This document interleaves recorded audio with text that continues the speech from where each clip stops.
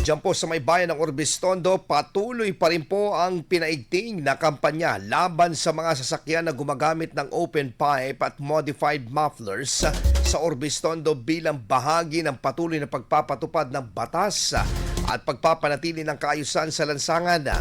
Sa pangunguna ng hanay ng Orbistondo Police Station, nagsagawa ang kapulisan ng mas mahigpit na operasyon upang sitahin ang mga sasakyang nagdudulot ng labis na ingay na nakakaabala sa publiko at maaaring makaapekto sa kaligtasan ng mga motorista at residente. Pagpapanatili rin umano ito ng kaayusan at kaligtasan sa mga kalsada, mabawasan ang polusyon ng ingay at matiyak ang pagsunod ng mga motorista sa umiiral na mga batas at regulasyon kaugnay sa tamang paggamit ng exhaust system.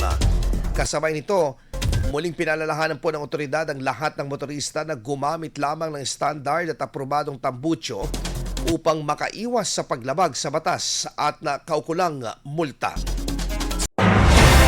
IFM News. IFM News. IFM News.